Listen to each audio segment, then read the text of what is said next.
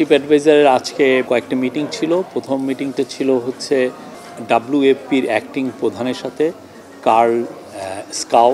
উনি এসেছিলেন চিফ অ্যাডভাইজারের সাথে তার হোটেল রুমে দেখা করতে এবং খুবই একটি বলবো যে প্রাণবন্ত আলোচনা হয়েছে। বিশেষ করে আলোচনার মূল ফোকাস ছিল রোহিঙ্গা ক্রাইসিস।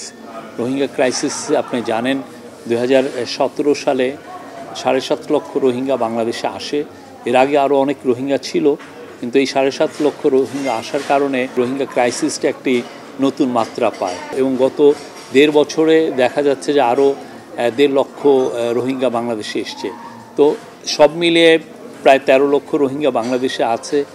তাদের জন্য ফুড স্টাইপেন্ড, তাদের জন্য হেলথ কেয়ার, তাদের জন্য বাসস্থানের সংস্থান করা, শেল্টারের ব্যবস্থা করা, এটা একটা বিশাল একটা কর্মযোগ্যের বিষয় এবং এখানে প্রচুর ফান্ডিং লাগে প্রতি বছর, যেটা এত বছর ওয়েস্টার্ন গভর্নমেন্টগুলো এবং ওয়েলদি ন্যাশনগুলো এটা দিয়ে আসছিলেন। কিন্তু রিসেন্টলি আমরা দেখছি যে এই ফান্ড মোবিলাইজেশন ডিফিকাল্ট হয়ে পড়েছে। অনেক দেশই সেরকম ফান্ডিং করতে চাচ্ছেন না।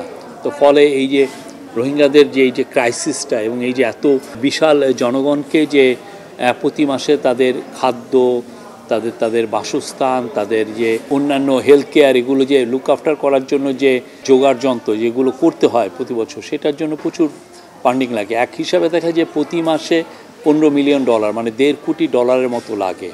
তো এইটার জন্য কিভাবে নতুন করে ফান্ডিং করা যায়, নতুন ফান্ডিংয়ের সোর্সিং কিভাবে করা যায়, মোবিলাইজেশন কিভাবে করা যায়, সেই বিষয় নিয়ে আজকে চিফ অ্যাডভাইজারের সাথে এই WFPর প্রধানের কথাবার্তা হয়েছে।